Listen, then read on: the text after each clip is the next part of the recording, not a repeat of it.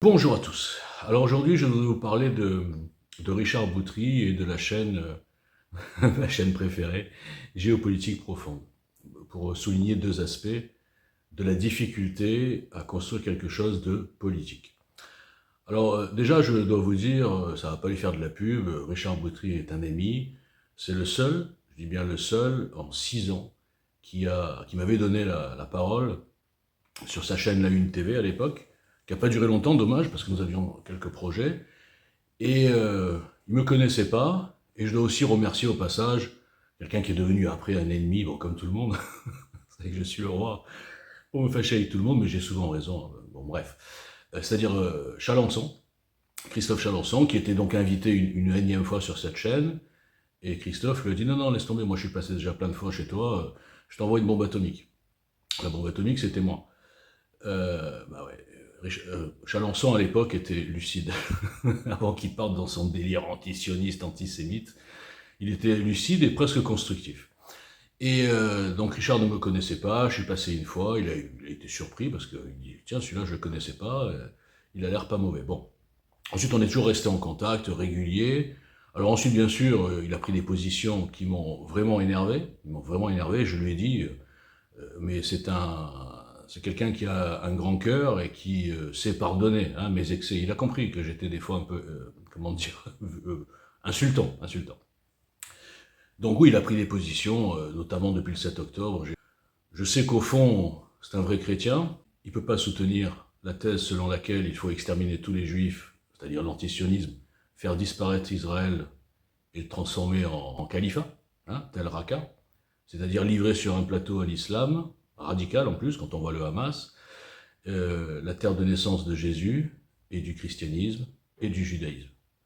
Mais le problème, c'est ce que je lui ai dit, c'est que malheureusement, tu es pris dans cette, j'appelle ça une dissidence showbiz, où c'est à celui qui fera le plus de vues, qui s'adaptera le plus à la population, à ce public des réseaux sociaux, qui est, comme je le souligne et je l'ai prouvé depuis des années, malheureusement à 80%, voire plus, sur la ligne antisioniste, antisémite, anti-Israël, voilà, bon, en gros ça s'arrête là.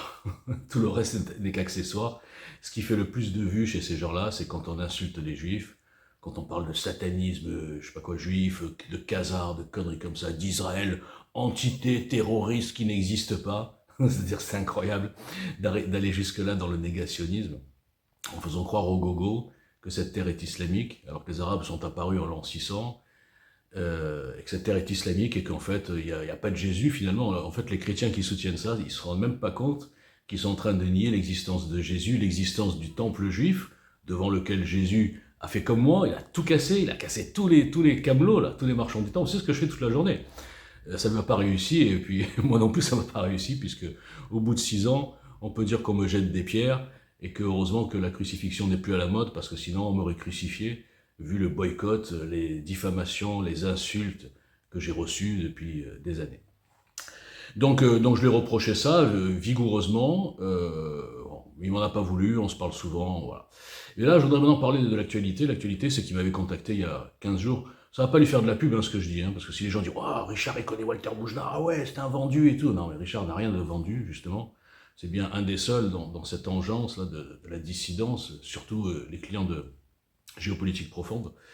Donc il m'avait appelé pour me dire, voilà, j'ai écrit un programme et tout, je l'avais félicité parce que je lui ai dit, bah enfin, il y en a un qui a compris, qui a un peu de visibilité, et qui a compris ce que Walter Boujnah essayait d'expliquer depuis 2017 dans le désert, qu'il fallait déjà, au lieu de s'occuper de commenter l'actualité et de faire des vues avec des Jean-Michel Trogneux et des conneries comme ça, que ça soit vrai ou pas, on s'en fout, c'est que, je parlerai après de géopolitique profonde, c'est déjà d'écrire un programme avec des axes forts qui solutionnent les dérives actuelles non seulement de la Ve République, et de tous les lobbies, moi j'appelle ça une république kidnappée par une caste énarco-maçonnique.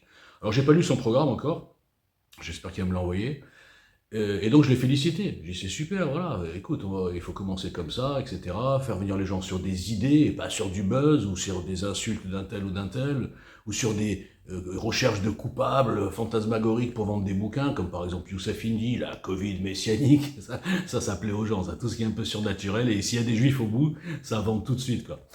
c'est assez pitoyable. Bon, bref. Et puis après, malheureusement, il me dit, bon, je vais essayer de faire une union. Il a commencé à me citer des noms. Et malheureusement, tous les noms qu'il m'a cités, je parle même pas des politiciens connus, je parle des espèces de starlets fabriquées, hein, je peux le démontrer sur chacune d'elles quasiment, de la dissidence de réseaux sociaux, de GPTV, tout ça, tous ces gens-là, j'ai dit, non, non, non. Donc là, je dis, non, écoute, Richard, compte pas sur moi, moi je rentre pas dans un truc, une espèce d'alliance, où pour faire une photo qui va faire le buzz, ah, l'union des dissidents, etc., je vais me mettre à côté de gens qui sont des ordures, qui sont des camelots, qui sont des faux chrétiens, qui sont des francs-maçons, qui sont des frères musulmans. Moi, Walter Boujna, ça va pas ou quoi? Je me compromets pas avec ça. Mais je souhaitais quand même bon courage et j'espère qu'il arrivera à faire quelque chose. Maintenant, parce que c'est ça qu'il faut faire, hein, je répète, c'est pas juste penser à gagner sa vie, à faire des vues et faire du buzz, il faut mobiliser les gens autour d'un projet, un véritable projet politique, qui sorte de l'ordinaire, qui sortent des sentiers battus, comme moi je l'ai écrit depuis 2017, il y a un programme qui est tout prêt, je ne sais même pas si Richard l'a lu, je ne crois pas, son personne ne lit, puisque je ne suis personne. Vous savez, les gens confondent notoriété, visibilité avec qualité. Bon, ben voilà, partant de là, c'est vrai que j'avais aucune chance. Donc, maintenant, je vois qu'il va avoir beaucoup de mal. Il va avoir beaucoup de mal parce que ça n'intéresse pas les gens, ça fait de la peine de voir ça. Bon, j'en sais quelque chose, hein, depuis 6 ans. Là, voilà, ça, il est passé hier, il va peut-être faire 30 000 vues, ce qui est un score minable par rapport à... vous savez, les gens, vous leur mettez Soral, vous leur mettez un néo-nazi, Renoir, un franc-maçon déguisé en chrétien, Juvin Brunet, escroc en plus, Madoff, moi j'appelle Juvin Madoff. Vous leur mettez Soral, la pire des ordures fabriquées depuis 20 ans pour regrouper tous les tarés de la résistance autour d'un seul sujet. Bon, j'ai fait des articles sur lui, c'est pas la peine, de toute façon, il y a tellement de fans que les gens pourraient leur mettre sous les yeux la merde que c'est, comme Dieudonné d'ailleurs, mais ils veulent pas. Non, non, ils ont besoin d'idoles, on peut rien faire pour ça. Eh bien, tant qu'on leur met pas ça, qu'on leur met pas Jean-Michel Trogneux, alors là, 300 000 vues pour Jean-Michel Trogneux. Un type, Xavier Froussard, qui cache sa tête, qui vient même pas sur le plateau, qui est derrière un truc, là on sait même pas quelle tête il a, et qui fait 300 000 vues. En parlant de quoi? En radotant, en ressassant les mêmes éléments, les mêmes indices, Jean-Michel, homme, machin, mais sa sœur, sa mère.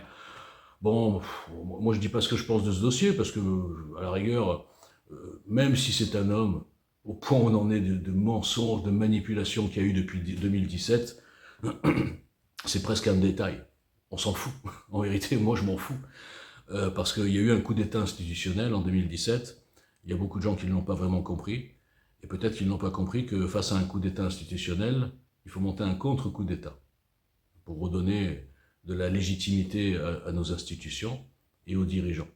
Pour faire ça, il faut bien sûr avoir l'armée avec soi, enfin une partie de l'armée. Bon, c'est un autre projet ça. Donc, je vois qu'il va faire, voilà, il va faire 30 000 ou 40 000 vues, donc c'est pas grand-chose. J'ai pas vraiment vu les commentaires, mais je pense que les gens, ça les intéresse pas. Ça, si on parle de politique, ça les intéresse pas parce qu'ils croient plus à la politique, je les comprends.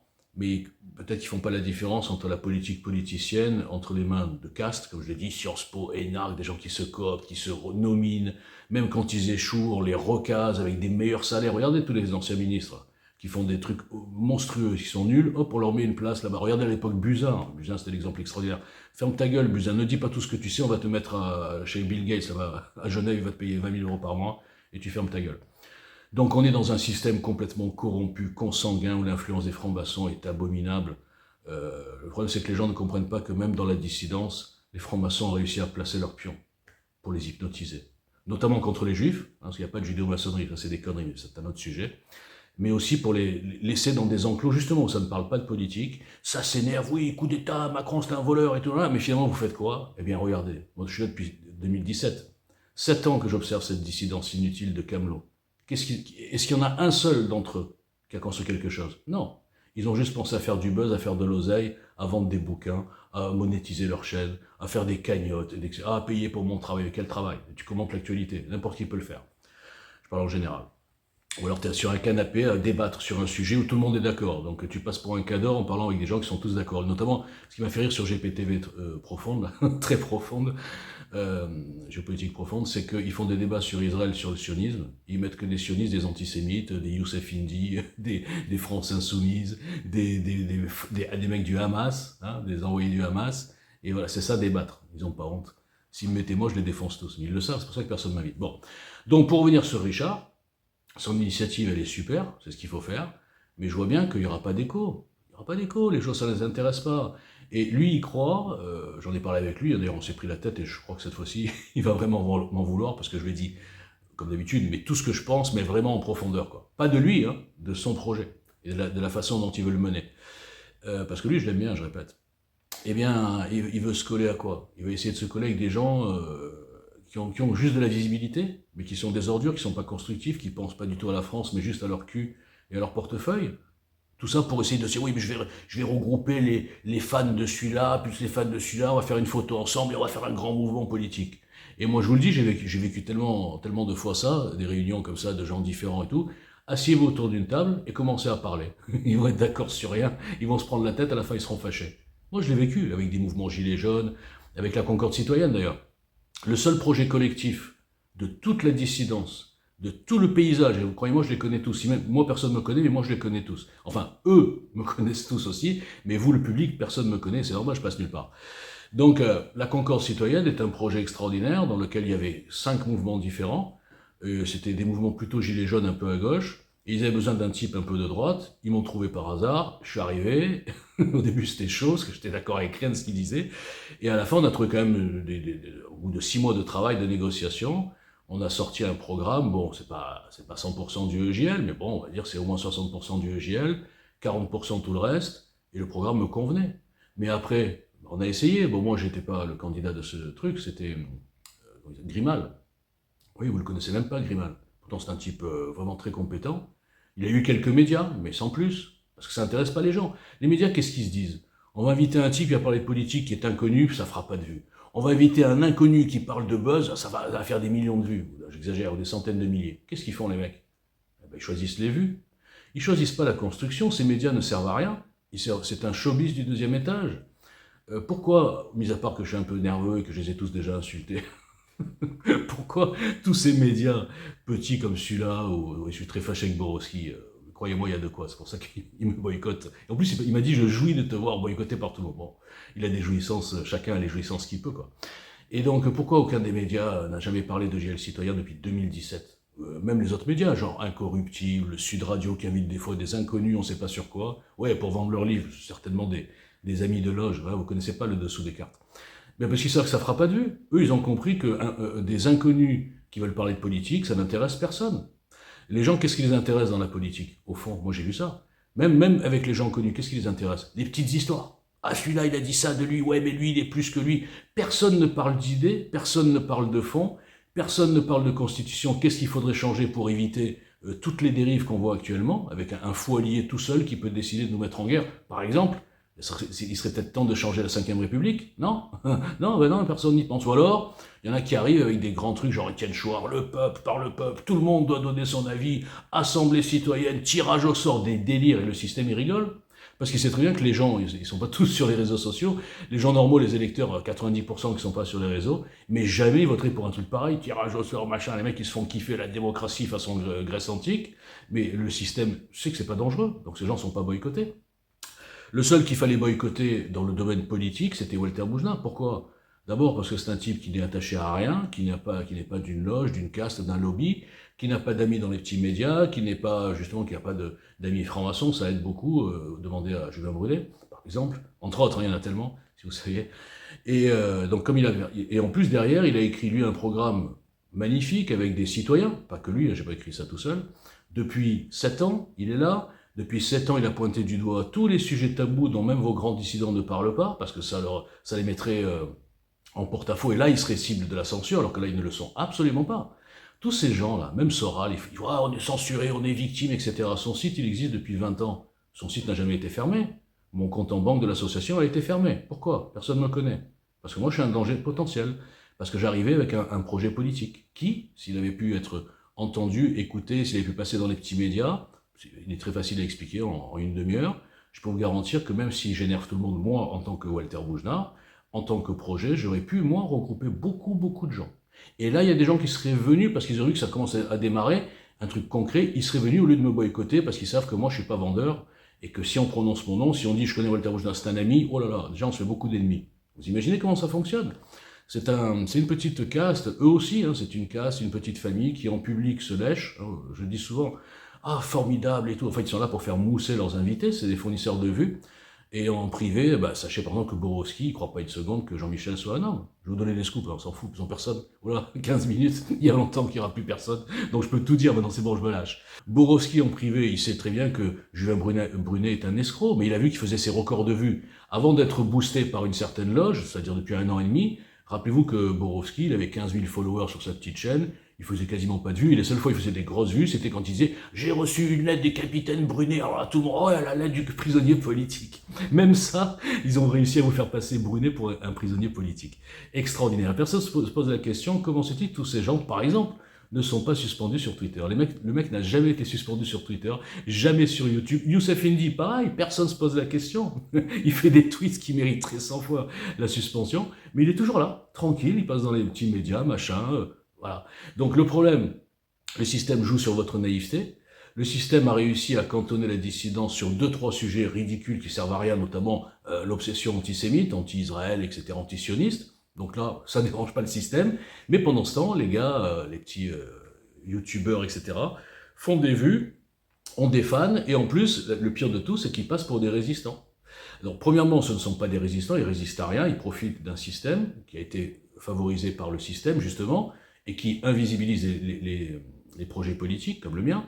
Et deuxièmement, ce sont des lâches et des nuls, parce qu'ils ne sont pas capables de débattre contre un vrai adversaire. Hein, il n'y en a aucun de ces tocards qui est capable de débattre contre moi, par exemple, puisqu'ils savent très bien que sur Twitter, à l'écrit, à l'oral, en article, etc., je les ai tous mis à poil. Julien Brunet me bloque de partout, je suis sa hantise.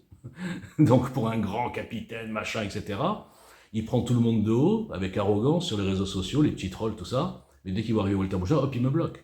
Parce qu'il ne peut pas répondre contre moi. Comme tous, les Sora, les Indy, toute la bande. Donc, pour revenir à Richard, écoute, moi je lui souhaite bon courage, mais il va être confronté à tout ce que j'ai subi moi, et même si lui a la chance quand même d'être un peu connu, d'avoir une visibilité, etc., eh bien, moi je pense qu'en voulant se coller à des gens qui, eux, traînent des casseroles énormes, même si le projet démarre un petit peu, en 3 minutes, il sera cassé. Il sera cassé parce qu'il y a trop de casseroles. Je veux dire, le système ne s'attaque pas à ces soi-disant dissidents tant qu'il ne les dérange pas sur le domaine politique. Et ça, vous n'arrivez pas à le comprendre.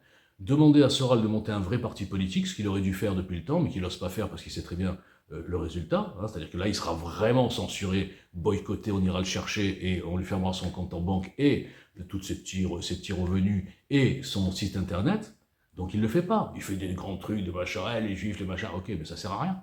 Et le système le sait, donc c'est très content le système d'avoir pris, comme Dieudonné, pareil. Ils ont mis en place 2 aimants, des aimants à gogo, ils les ont désignés officiellement. Attention, c'est les grands résistants, machin, la quenelle et tout, c'est très dangereux et tout. Alors qu'en fait, qu'est-ce que ça change? Une bande d'antisémites, qu'est-ce que ça change pour le système? Ils en ont rien à foutre, puisque le système se sert du juif comme leurre, comme bouclier aussi souvent, l'antisémite, ah antisémite, donc avec ça, ils peuvent éliminer pas mal de gens, comme leurre, donc ils laissent entendre que les francs-maçons c'est les juifs, ils mettent un juif Premier ministre, après une autre Premier ministre juive aussi, Bernstein, donc tout est fait pour faire cibler les juifs, et pendant ce temps, le système et les 2 plans mondialistes, c'est-à-dire le grand reset et le plan de l'islamisation, avancent tranquillement. C'est extraordinaire que vous ne voyez rien, ça fait 6 ans que je le prouve, notamment depuis 1 mois où je suis fixé sur ces 2 plans. Je fais des démonstrations extraordinaires avec 50 vues. Alors pourquoi 50 vues? Premièrement, ma chaîne YouTube est restreinte depuis des années, c'est qu'elle n'est jamais proposée. Il n'y a que les gens qui pourraient diffuser le lien, le mettre à droite, à gauche, mais qui ne le font pas parce qu'ils savent que je suis détesté partout. Donc soutenir Walter Boujna, c'est très mauvais hein, dans la dissidence. Donc vraiment, personne ne regarde mes vidéos, et pourtant, ça va beaucoup plus profondément que les analyses à 2 balles de géopolitique pas profonde du tout. Voilà, mais qui le sait? À part moi, et ben moi. À part moi, personne ne le sait. Et c'est pas grave, hein, ça fait 6 ans que je suis là, 6 ans que je me bats tout seul, que je parle seul.